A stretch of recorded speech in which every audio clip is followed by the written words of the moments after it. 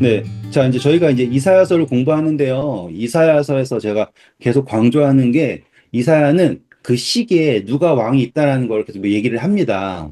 음. 그래서 지금 우리가 공부하는 건 우시야 때의 이야기예요. 그리고 이제 우시야가 죽고 날 때까지의 그 다음에 요담이 아니라 이제 아하스가 등장하고, 그 다음에 히스기야가 등장하고, 이런 시기들을 이사야가 쭉 가는 거잖아요. 그쵸?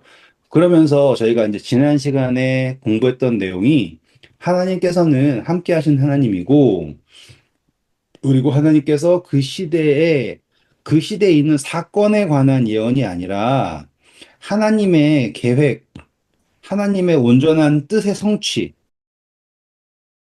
뜻이 성취되는 것에 대한 더 큰 그림이잖아요. 그래서 그 큰 그림을 하나님은 그분의 백성들에게 보여주시고 싶은 거야. 여기서 왔다 갔다 갔다 하는 사건 말고, 사람들이 바라보는 어떠한 성공 말고, 하나님의 그 큰 뜻이 이루어지는 성취, 그게 그 사람들에게 보여주시기를 원하는 거죠. 이해되셨죠? 그런데 이 사람들이 하나님의 뜻을 온전히 성취하는 걸 못하고 자기들한테 일어나는 이 사건들만, 그럴듯한 사건들만 쫓아가는 거예요. 그래서 블레셋처럼 성공하길 원한다, 뭐 모압처럼 이런 식으로 계속 하나님에게 가는 것으로 보지 않고 자기가 바라보는 성공만 그러니까 따라가는 그러한 모습에 대해서 이 우시아 때는 조명을 하고 있어요. 아시겠죠? 그리고 우시아 때 그 조명이 끝나고 나서 아하스 때 가잖아요. 그러면은 또 조명하는 것 자체가 하나님의 구원 쪽으로 갑니다. 그래서 그 조명되는 장면이 좀 다르다라는 거를 여러분들이 보시면서 이 이사야서를 읽으면 재미가 있어요. 그래서 오늘은 우시아의 이야기를 마무리를 할 건데, 우리 4장 갈게요. 1절 보겠습니다. 그날에 일곱 여자가 한 남자를 붙잡고 말하기를 우리가 우리 떡을 먹으며 우리 옷을 입으리니 다만 당신의 이름으로 우리를 부르게 하여 우리가 수치를 면하게 하라 하리라. 네, 이 이야기는 그만큼 사람이 없다라는 거예요. 근데 그냥 사람이 없다라는 게 아니라 기업을 물을 자가 없다예요. 기업을 물을 남자. 룻기 연결시키면 됩니다. 그렇죠? 기업을 물을 수 있는 남자가 없고, 그렇기 때문에 일곱 여자라는 거는 완전한 수죠. 그러니까 수많은 여자들이 와가지고 우리가 우리 떡 먹고 우리 옷 입고 이제 뭐 떡, 옷, 의 뭐 이런 거 다 적용하실 수 있는 거고, 알아서 할 테니까 우리한테 이름만 줘라라고 얘기할 때 그럴 수도 없을 거다라고 얘기하는 거죠. 그렇지만 이제 언약의 이제 등장인물이 2절에 나옵니다. 그날에 여호와의 싹이 아름답고 영화로울 것이요 그 땅의 소사는 이스라엘의 피난한 자를 위하여 영화롭고 아름다울 것이며 시온에 남은 자, 예루살렘에 머물러 있는 자, 곧 예루살렘 안에 생존한 자 중 기록된 모든 사람은 거룩하다 칭함을 얻으리니 이는 주께서 심판하시는 영과 소멸하는 영으로 시온의 딸들의 더러움을 씻기시며 예루살렘의 피를 그중에서 청결하게 하실 때가 됨이라. 네, 이거 우리가 이사야서의 그 목적이라고 했지 않습니까? 음. 그때 여기에서 이 싹이라고 하는 것, 연한 순, 이게 이제 이사야서에서 계속 예수님을 소개하는 건데, 킹 제임스 가서 보시면 가지라는 표현 나와요. 가지로. 음. 그쵸? 네.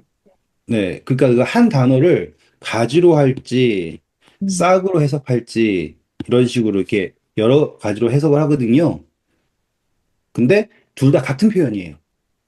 그래서 음. 예수님을 가지 혹은 뭐 싹, 새순 이런 식으로. 그래서 노아 방주 때 비둘기가 내려와가지고 감람나무 가지 아니면 감람나무 새순 이런 식으로 어떻게 이해하느냐지만 모든 게 다 누굴 상징하냐면 예수 그리스도를 말하는 거고, 아까 일곱 여자가 한 남자한테 가가지고는 우리가 알아서 할 테니까는 우리에게 수치를 가려달라 했는데 할 수가 없다고 했죠. 근데 이 한순, 가지, 예수님이 오시면 모든 것을 정결하게 하신다라고 하는 이렇게 대칭으로 이렇게 딱 묘사가 되는 겁니다. 여기에다가 우리가 할 수 있는 건 또 뭐겠어요? 사마리아 여인 갖다 넣으면 돼요. 사마리아 여인에게는 남편이 여럿이 있었죠. 그쵸? 근데 그 어떤 존재도 남편도 이게 이름을 줄 수 없는 상태에서 여섯 번째 만나고 있지만 실제 남편이 아닌 상태에서 예수님이 일곱 번째 참 남편으로 등장하신 장면이 사마리아 여인의 이야기였지 않습니까? 그것과 연결되는 부분이 바로 이사야서 4장인 거죠. 음, 그래서 수치를 가리고 깨끗하게 정결하게 하신다라고 하는 거지 않습니까? 음, 그래서 사마리아 여인이 달려가서 내가 행한 모든 것을 말한 사람을 와서 봐라라고 이야기하는 것. 그게 정결함을 얻었기 때문에 가능하게 된 것. 그게 이사야서 4장. 시온의 그쵸? 부정함을 지우신다. 깨끗하게 하신다라고 하는 겁니다. 그래서 그것을 어떤 식으로 표현했냐면 5절, 6절 보세요.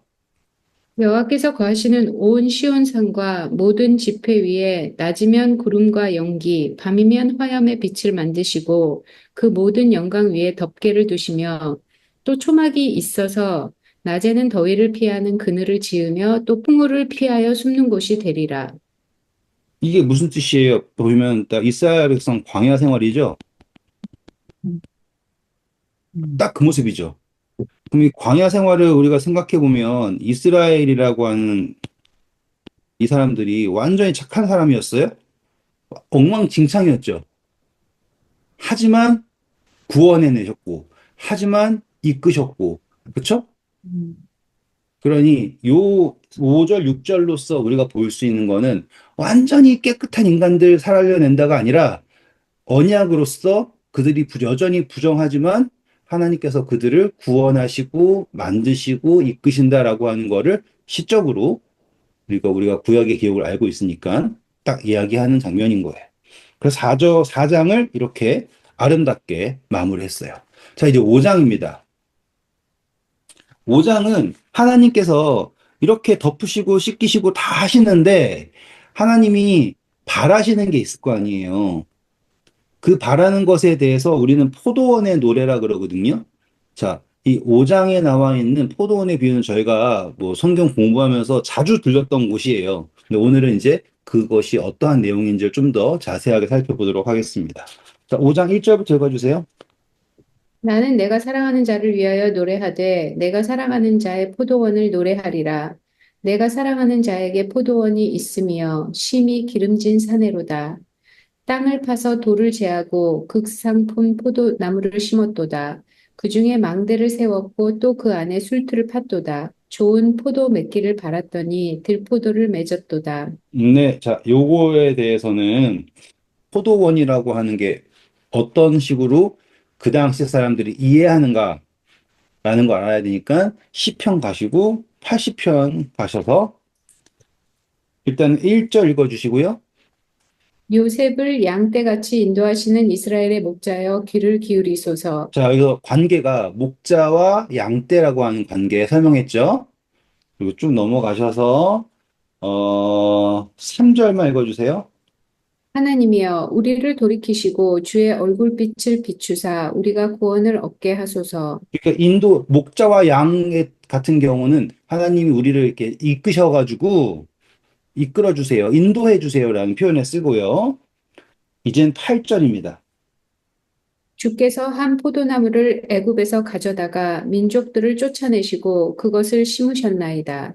네, 여기 보시면은 포도나무 한 그루를 여러 개가 아니라 딱 한 그루를 애굽에서부터 가지고 오셨는데 그 다음 절 주께서 그 앞서 가꾸셨으므로 그 뿌리가 깊이 박혀서 땅에 가득하며 그 그늘이 산들을 가리고 그 가지는 하나님의 백향목 같으며 네, 자, 여기서 보시면 이걸 우리가 염두해서 보셔야 될 게 나중에 느부갓네살 결국에 공부하겠지만 한 나무가 이렇게 쫙 커가지고는 그쵸? 온 새가 깃들고 하는 표현 있죠? 그거랑 같은 거예요. 단지 이 나무는 포도나무야. 포도나무는 나중에 또 가가 보겠지만 포도나무가 쓸모가 있어요, 없어요? 포도 말고. 열매 맺는 거 말고는 쓸모가 없어서 못 하나 만들지 못하는 것. 그런데 뭐 같이 자랐다 그래요? 10절에 보시면 하나님의 백향목 같이 자랐다. 네. 그러니까는 포도나무 주제에 하나님께서 얼마나 크게 키우셨는지 백향목 나무처럼 자랐다 이거예요. 그런데 이 자라는 게 막 바다도 퍼지고 막 했는데 교만하면 어떻게 되겠어요? 완전히 망하는 거잖아요. 음. 그쵸? 그렇게 하나님께서 가꾸셨는데 어떻게 되었는가라고 하면 쭉 읽어볼까요?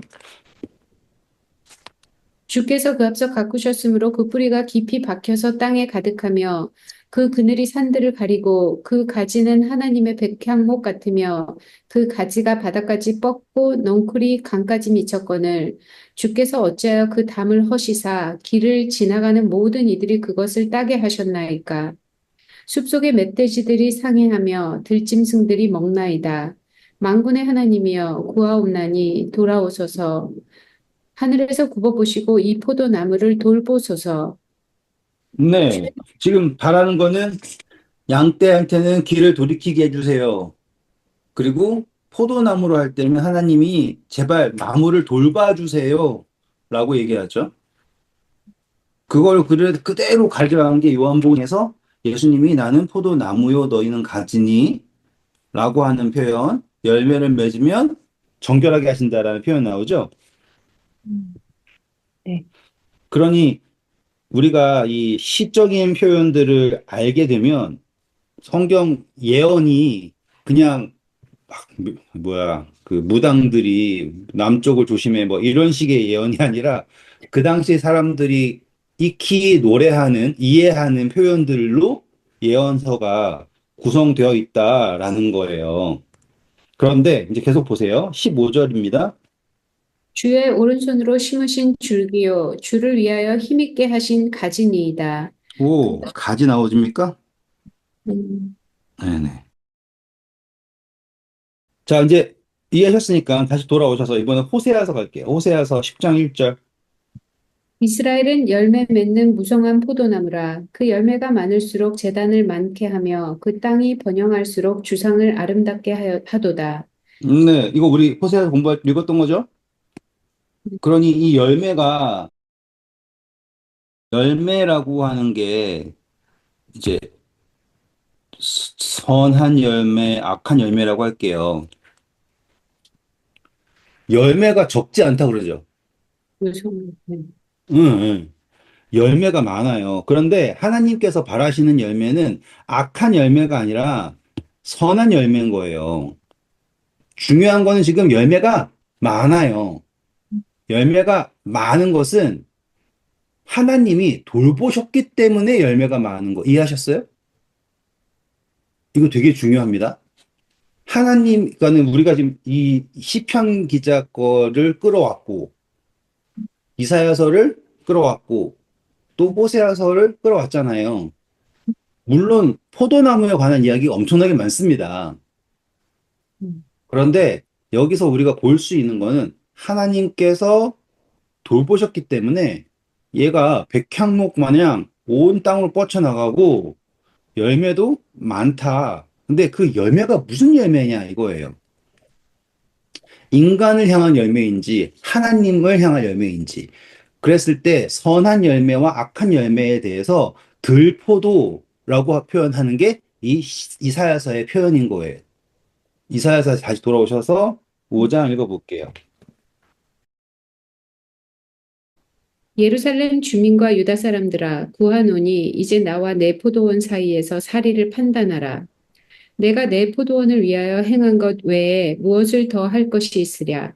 내가 좋은 포도 맺기를 기다렸거늘 들포도를 맺음은 어찌 됨인고. 이제 내가 내 포도원에 어떻게 행할지를 너희에게 이르리라. 내가 그 울타리를 걷어 먹힘을 당하게 하며 그 담을 걸어 짓밟히게 할 것이요.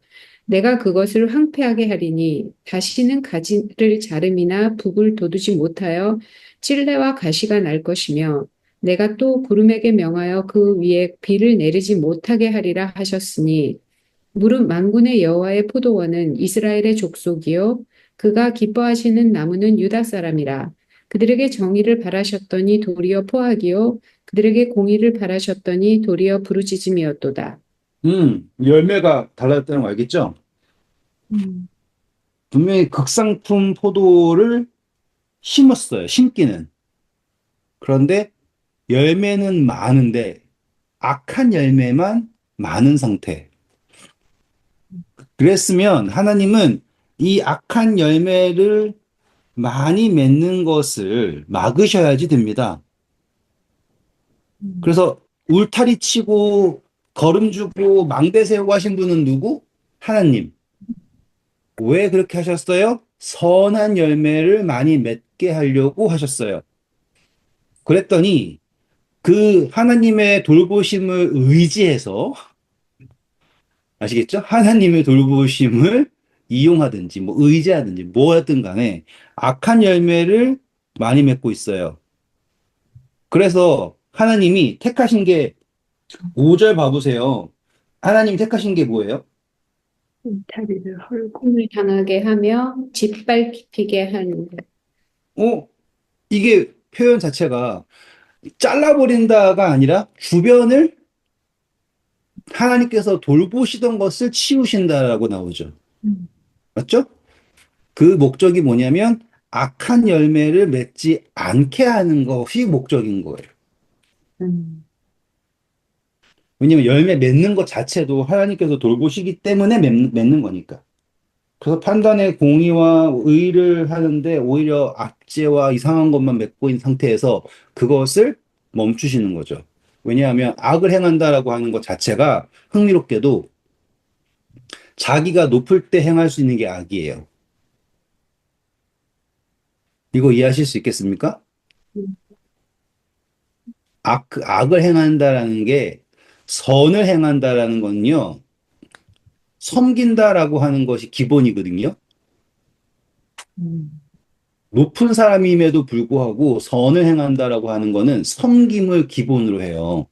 음, 근데 악을 행한다라는 거는 아무리 낮은 사람이라도 자기를 높였을 때 비로소 행할 수 있는 게 악이에요. 그거 되게 신기하죠. 그래서 악을 행한다라고 했을 때 하나님께서 하실 수 있는 거는 낮추시는 거예요. 음, 그래야지 악을 행할 가능성이 줄어드니까. 음, 음. 여기까지 혹시 질문 있으십니까? 아니요. 네. 그러면 우리 어디를 가봐야 되나? 예레미야서를 좀 갔다 올까요? 17장. 5절 읽어주세요. 아, 1절 읽어주세요. 1절. 유다의 죄는 금강석 끝 철필로 기록되되 그들의 마음판과 그들의 제단 뿔에 새겨졌거늘. 이제 유다의 죄가 딱 음, 이렇게 막 엄청나게 잘 새겨진 거예요. 음, 그런데 다이아몬드로 새긴다라는 거는 정말로 뭐라 그럴까요? 이대로 새기. 정말 강력한 표현인 거예요. 음, 예? 성경에서 하나님의 손가락으로 새겼다 다음으로 강력한 표현. 음. 다이아몬드로 금강석으로 새겼다라고 하는 표현인데 어디다가 새겼다 그래요? 마음판, 제단, 네. 오, 신기하죠? 하나님의 계명도 마음판에 새긴다 그러잖아요. 내 마음에.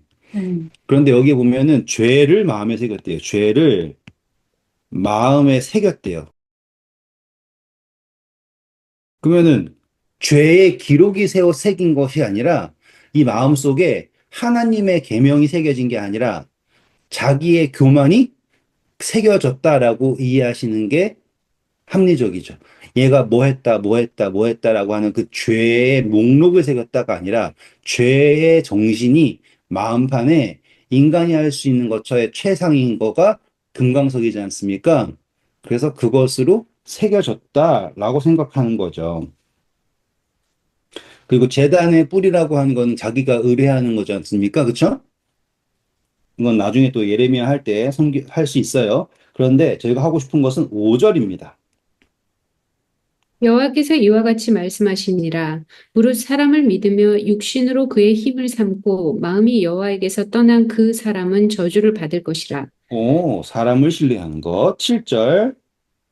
그러나 무릇 여호와를 의지하며 여호와를 의뢰하는 그 사람은 복을 받을 것이라. 차이점은 뭐예요? 사람을 신뢰하는 것, 여호와를 신뢰하는 것. 그러니 사람을 신뢰하면 죄가 다이아몬드로 새겨지는 것, 여호와를 신뢰하면 달라지겠죠, 그렇죠? 그랬을 때 8절. 그는 물가에 심어진 나무가 그 뿌리를 강변에 뻗치고 더위가 올지라도 두려워하지 아니하며 그 이거 시편 기자 이야기죠, 그렇죠? 네. 네. 9절 시간 싸움에 줄이는 거예요. 9절.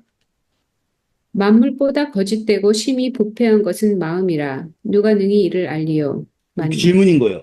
이게 마음에 대체 뭐가 새겨져 있는지 알 방법이 없죠? 누구 말고는 몰라요. 하나님 말로는 모르겠죠. 그 다음, 나 여호와는 심장을 살피며 폐부를 시험하고 각각 그의 행위와 그의 행실대로 보응하나니 불의로 치부하는 자는 자고새가 낳지 아니한 알을 품음 같아서 그의 중년에 그것이 떠나겠고 마침내 어리석은 자가 되리라. 그래서 지금 우리가 하고 싶은 건 뭐냐면 이 마음 속에 무엇이 새겨져 있고 뭐가 나타나는지에 대해서 하나님이 아시고 하나님께서 그것을 드러내시기를 원한다라고 하는 거를 알게 되었어요. 그런데 보니까 열매 맺는 거는 숨겨진 게 아니에요, 지금 보니까. 열매는 안에 있는 게 아니라 밖에 드러난 거죠. 그러면 이제 이미 그것이 마음속에 있다라는 게 아니라 그게 나타난 상태인 거야. 그럼 다시 돌아와서 이사야서 5장에 나와 있는 거는 마음속에 숨겨져 있는 것, 하나님만 알고 세상 사람들은 모르는 게 아니라 5장에 나와 있는 것은 그게 아주 드러난 상태인 거죠. 우시아가 한 행동이 뭐였어요? 교만이었죠. 그런데 이것을 분향을 드리고 하나님을 섬긴다 생각했죠. 근데 그게 드러난 거잖아요, 이게. 교만하다라는 것이 드러났어요. 죄가 드러났죠. 그래서 우시아의 이마에 문둥병이 났죠. 원래 제사장의 이마에 뭐가 붙어 있어요? 하나님께 성결이라는 것이 붙어 있잖아요.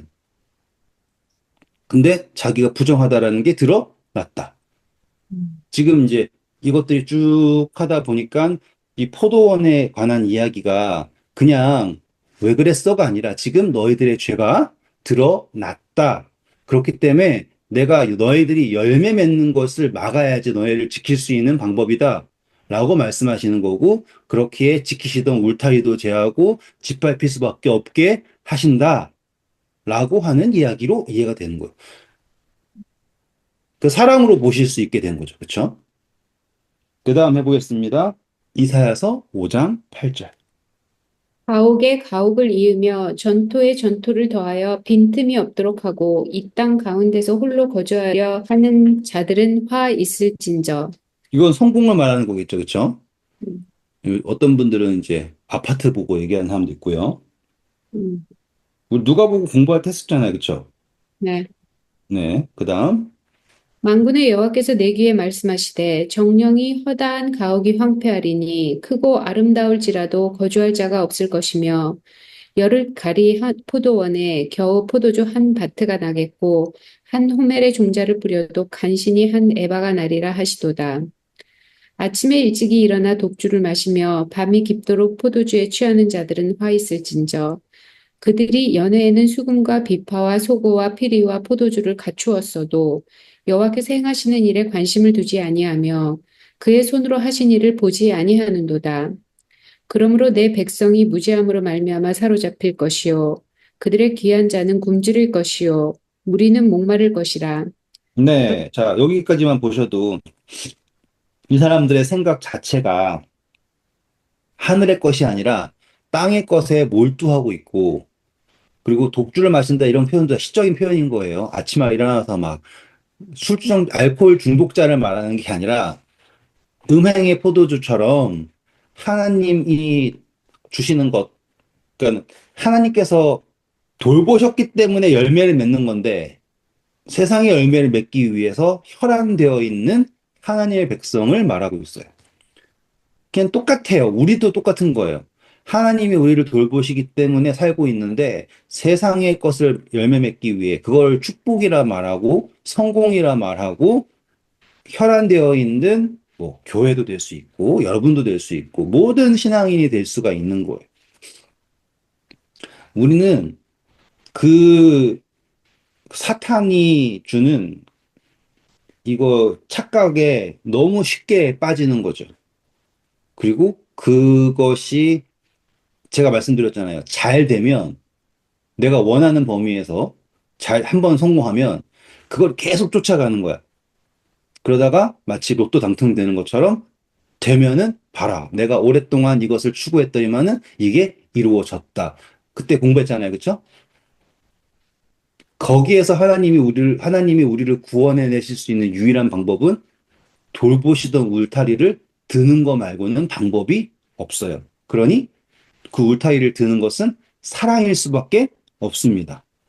그리고 그 울타리가 들렸을 때 우리가 살 수 있는 유일한 방법은 예수 그리스도를 바라보는 것밖에 없겠죠. 그래서 13절은 뭐라고 얘기하냐면 뭐가 그럼 없어서 잡혔다 그래요? 무지해서. 네, 지식이 없다라는 거예요. 지식. 음, 하나님을 아는 것이 없어요. 지금 하나님을 발견하지 못하는 거예요. 그래서 호세아서 그랬잖아요. 지식이 없으면 망한다 했잖아요. 그렇죠? 음. 자, 그렇기 때문에 이제 14절에 우리가 이제 표현들을 이해할 수 있는 것들이 나옵니다. 그러므로 수월이 욕심을 크게 내어 한량없이 그 입을 벌린즉 그들의 호화로움과 그들의 많은 무리와 그들의 떠드는 것과 그 중에서 즐거워하는 자가 거기에 빠질 것이라. 네, 이게 이제 음부, 뭐, 지옥, 이런 것들의 표현이 나타나는 부분들이거든요. 이 사람들이 원하는 것이 하늘에 속한 것이 아니다라는 거예요. 그러니까 하늘과 반대되는 게, 음부, 지옥이라고 할게요. 하늘과 반대되는 곳이에요.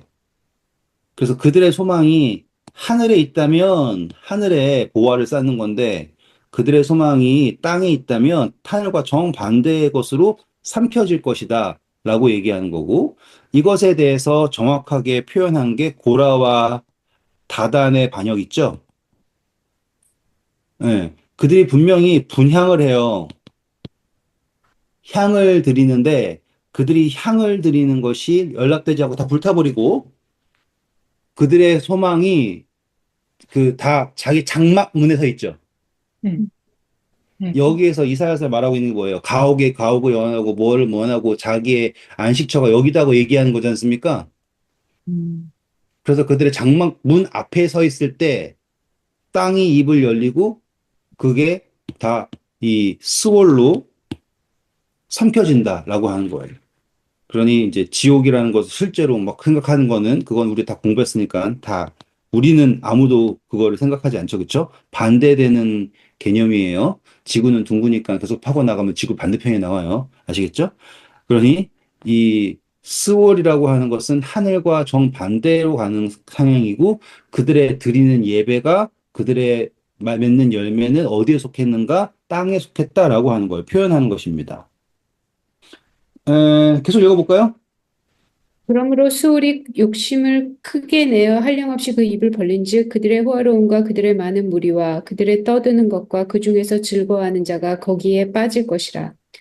여느 사람은 고풀이고 존귀한 자는 낮아지고 오만한 자의 눈도 낮아질 것이로되 오직 만군의 여호와는 정의로우심으로 높임을 받으시며 거룩하신 하나님은 공의로우심으로 거룩하다 일컬음을 받으시리니 그때는 어린 양들이 자기 초장에 있는 것 같이 풀을 먹을 것이요 유리하는 자들이 부자의 버려진 밭에서 먹으리라. 거짓으로 끈을 삼아 죄악을 끌며 수레줄로 함같이 죄악을 끄는 자는 화 있을진저 그들이 이르기를 그는 자기의 일을 속속히 이루어 우리에게 보게 할 것이며 이스라엘의 거룩한 이는 자기의 계획을 속히 이루어 우리가 알게 할 것이라 하는도다. 지금 이 아, 사람들 얼마나 교만한 거 아시겠죠? 음, 어디 할 수 있으면 해봐. 이거 아닙니까? 그쵸? 음, 이게, 몇 가지를 살펴보면서, 아니, 나중에 또 더 자세하게 할 때, 이제, 나중에 여러 나라 정주하고 할 때, 그때 제가 더 자세하게 설명해 드릴게요. 오늘은 이 로마서에서 했던 거 있지 않습니까? 우리가 공부할 때. 악한 거를 선하다라고 얘기를 하고, 그리고 그걸 하는 사람들을 다 옳다라고 해버리는 인간들 있죠. 네. 음, 예. 그러면서 이 사람들이 자신감 있게 얘기하기를, 자, 만약에 하나님이 계시면 우리한테 그것을 드러내 봐. 라고 하는 교만을 말하고 있어요, 지금. 그러니 지금 우리가 열매가 많은데 어쩔 거니? 라고 하는 거죠. 음, 이게 얼마나 무서운 거냐? 교회가 막 잘 돼. 이게 뭐 이제 메가처치 이런 거 얘기하면 되겠죠. 음, 막 전 세계에서 막 네로랑 모든 거가 다 되고 있어. 그러면 하나님한테 우리가 뭐가 잘못된, 왜냐하면 축복, 그러니까 우리가 생각하는, 인간이 생각하는 축복이 계속되고 있으니까. 뭐가 잘못됐니? 라고 얘기할 정도의 교만으로 올라간 상태인 거죠. 그 다음 가보겠습니다. 악을 선하다 하며 선을 악하다 하며 흑암으로 광명을 삼으며 광명으로 흑암을 삼으며 쓴 것으로 단 것을 삼으며 단 것으로 쓴 것을 삼는 자들은 화 있을진저. 스스로 지혜롭다 하며 스스로 명철하다 하는 자들은 화 있을진저. 포도주를 마시기에 용감하며 독주를 잘 빚는 자들은 화 있을진저. 그들은 네, 여기에다가는 그냥 성경절만 우리가 다 했던 거니까 적기만 하세요, 옆에다가. 야고보서 1장 26절, 그리고 로마서 11장 25절, 12장 16절, 이런 것들 있죠. 우리가 다 했던 거지만 너무 딱딱 맞게 연결되는 것들이니까 옆에다 적어만 놓으세요. 그러니까 이 사람들이 뭐 하다 보면 용감하다 그러죠. 음, 네, 그래서 음, 이게 용감하다. 음, 그래서 여호와 앞에 이 용감한 사냥꾼 누구? 니무롯. 느림으로. 그러니까 우리가 용감이라고 하는 걸 좋아할 수가 없는 거예요, 이제. 음, 하나님이 어쩔 건데라고 얘기하는 게 니무롯. 그래서 그가 만든 게 바벨. 음, 왜요? 하나님이 멸망시켜? 그러면 내가 벽돌 만들어. 진흙으로 벽돌 만들어. 역청 발라. 세워. 흩어지지 않으면 돼. 뭉치면 돼. 그러니까는 사람들한테 옳다, 옳다, 옳다 얘기해서 만들어진 게 바벨이잖아요.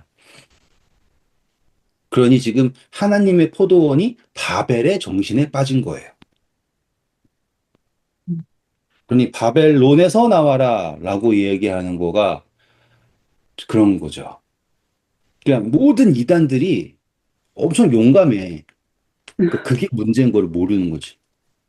왜 용감하냐면 자기네들이 믿는 구석이 있는데 그 믿는 구석이 하나님이 아니야. 자기네들이 하고 있는 무언가를 믿어. 그게 정말 무서운 거예요. 음, 그게 진짜 최고 무서운 거. 그 사람들의 열매잖아요. 그걸 가지고서 막 빤짓빤짓 닦여가지고 이게 최고다라고 하고 있는 거지 않습니까?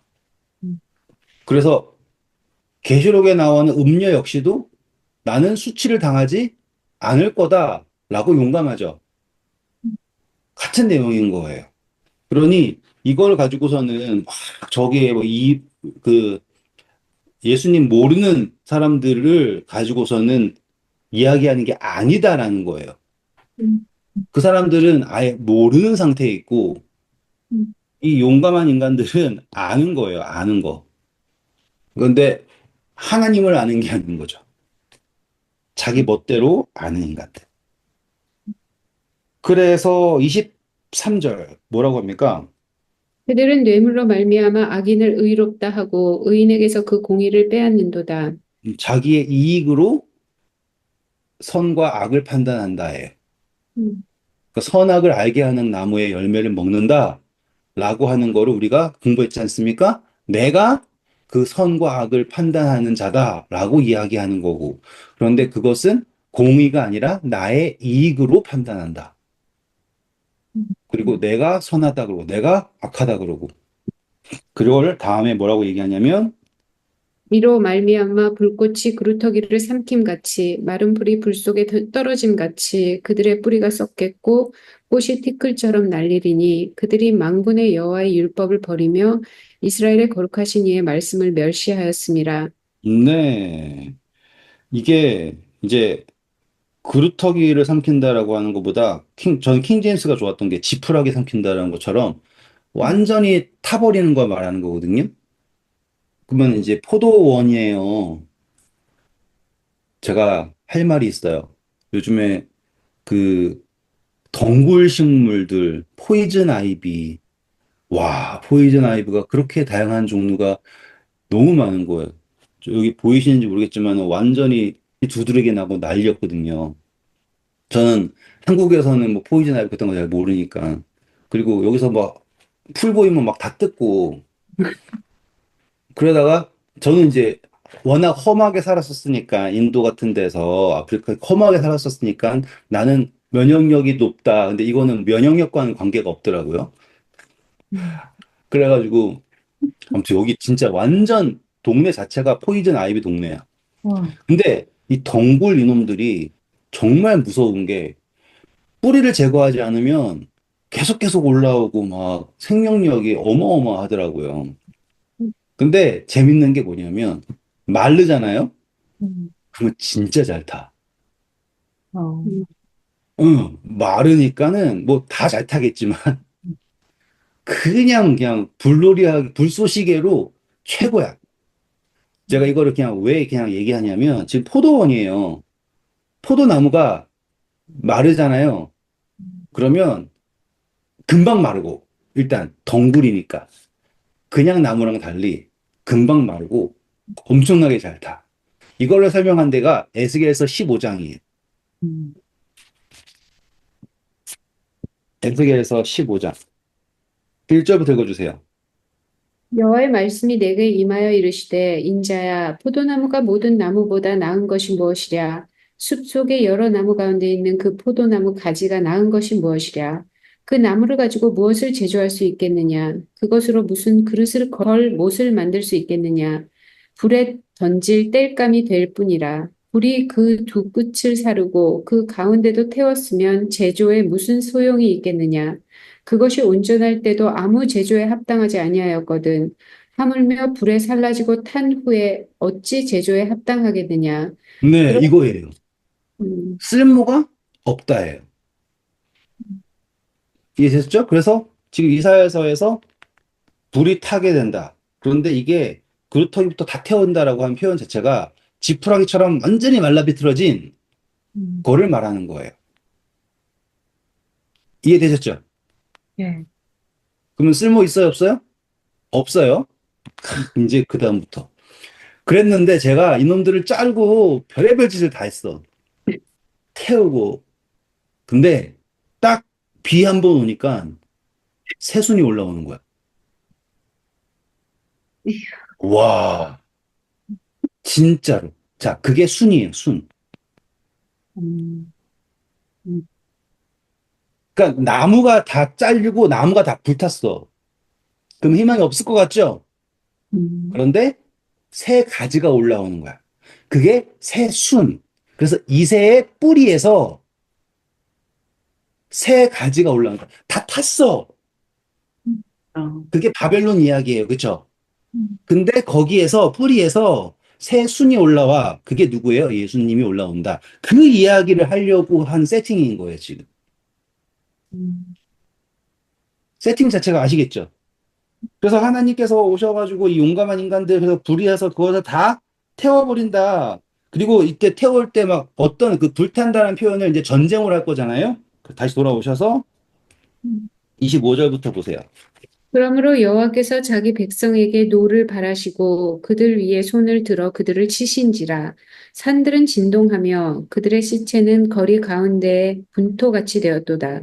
그럴지라도 그의 노가 돌아서지 아니하고 그의 손이 여전히 펼쳐져 있느니라. 이게 뭐냐면 온전하게 태운다는 뜻인 거예요, 지금. 그래서 그거를 어떻게 해야 될 거냐면 먼 민족부터 와가지고는 땅끝에서부터 막 와서 태우신다는 거죠. 그쵸? 음. 그 다음 절. 또 그가 기치를 세우시고 먼 나라들을 불러 땅 끝에서부터 자기에게로 오게 하실 것이라. 보라, 그들이 빨리 달려올 것이로되 그 중에 곰핍하여 넘어지는 자도 없을 것이며 조는 자나 자는 자도 없을 것이며 그들의 허리띠는 풀리지 아니하며 그들의 들매끈은 끊어지지 아니하며 그들의 화살은 날카롭고 모든 활은 당겨졌으며 그들의 말굽은 부싯돌 같고 병거 바퀴는 회오리바람 같을 것이며 그들의 부르짖음은 암사자 같을 것이요 그들의 소리 지름은 어린 사자들과 같을 것이라. 그들이 부르짖으며 먹이를 움켜 가져가 버려도 건질 자가 없으리로다. 그날에 그들이 바다 물결 소리같이 백성을 향하여 부르짖으리니 사람이 그 땅을 바라보면 흑암과 고난이 있고 빛은 구름에 가려서 어두우리라. 네, 이거 표현만 보면 엄청 어려울 것처럼 힘들고 고통이 있을 것처럼 보이지 않습니까? 근데 이 표현들에서요, 조금만 다르게 보면 땅 끝에서부터 온다, 달려온다. 예수님께서 길을 세우시고 그 사람들이 쉬지 않고 달려온다. 어디로 달려오는 거예요? 시온으로 달려오는 거예요, 사실상. 그러면 모양 자체는 하나님께서 벌을 주는 것 같지만 음, 그 모습은 이게 모양과 모양은 똑같지만 아무튼 이게 문맥에서 읽을 때는 하나님께서 벌을 주는 것 같지만 땅끝이 하나님의 부르심에 응해서 움직이는 것과 같다라는 거예요. 그래서 심판이 이루어질 때는 이게 전쟁으로서 멸망하는 모습처럼 보이지만 나중에 모든 구원에 이를 때는 하나님께서 땅끝에서부터 모든 백성들을 시온을 향하여 달려오게 하시는 모습, 성취와 똑같다라는 걸 여러분들 보셔야지 돼요. 음, 음, 이게 우시야 때의 이야기의 결론입니다. 용감하냐? 그러면은 그것을 드러내실 거고, 그 심판이 이루어질 때 온전하게 불타게 하실 거다. 라고 하는 이야기가 나오는 거예요. 이해되셨죠? 음, 그러면 이제 우리 다음 시간에 6장 갈 건데, 6장에는 누가 죽어요? 1절 보면 우시야가 죽어요. 음, 예. 그런데 우시야가 죽고 나서 얼마 지 않아서 아하스가 왕되지 않습니까? 그쵸? 그러면 아하스가 왜 그렇게 열정적으로 악해졌는가라고 한다면 우시야 때 주어진 예언이 뭐예요? 멸망이라고 하는 예언이었네요. 하나님께서 심판하신다라고 하는 예언이었네요. 음, 그러면 그 왕의 입장에서 그걸 피하고 싶죠. 음, 왜냐하면 하나님께서 이끄시는 길이 세상에 바라봤을 때 순탄한 길이 아니야. 그러면은 하나님이 예언하신 내용을 부정하고 싶어. 그렇기 때문에 아하스가 선택한 게 뭐예요? 이방을 따라가는 거죠. 음, 맞죠? 자, 므낫세가 왜 악해졌어요? 히스기야 때 똑같은 예언이었잖아요. 너가 너 때는 괜찮지만 너 아들 때 멸망할 거야 라고 하는 걸 부정하고 싶은 거야. 그래서 므낫세가 극도로 악해졌죠. 그러니까 우리는 이제 또 뭘 할 수 있는 거야? 아하스가 악해졌던 이유는 이 이사야서를 보니 음, 우시야 때의 그 끝에 결론으로 주어졌던 예언이 뭐냐면 불타게 될 거다. 심판이 이루어질 거다. 라고 하는 내용을 알게 된 거죠. 거기에 있는 은혜를 하나도 못 보고 음, 그 사실이라고 하는 것에 너무 흔들린 상태가 된 거예요. 음, 그러면 하나님은 이 아하스라고 하는 사람을 깨닫게 하시길 원하겠죠. 음, 그랬을 때 하나님께서 선지자를 부르시는 내용. 그게 6장의 내용이에요.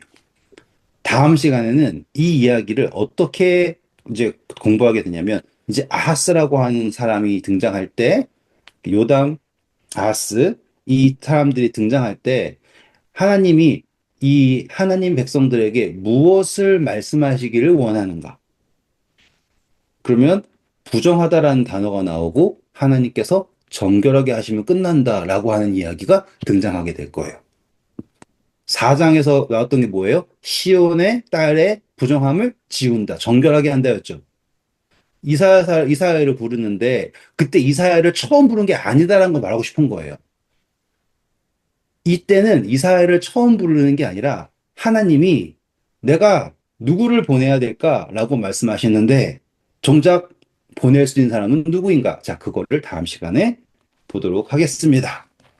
오늘 우시야 이야기 딱 하시면서 느낀 점 많죠, 그쵸? 그리고 읽으시면서 이사야서도 읽힌다라는 것도 보셨고, 오히려 이제 아하스 때가 더 재밌다라는 것도 아시게 될 겁니다. 왜냐하면 이제 11장, 뭐 7장, 11장, 빵빵빵 하면서 대놓고 임마누엘, 예수님 막 나올 거거든요. 음, 그래서 11장 가시면은 아까 말했죠. 나 가지는 다 불탔어. 나무 다 불탔어. 상관없어요. 이새의 뿌리에서 예? 음, 다 예수님이 나타나신다.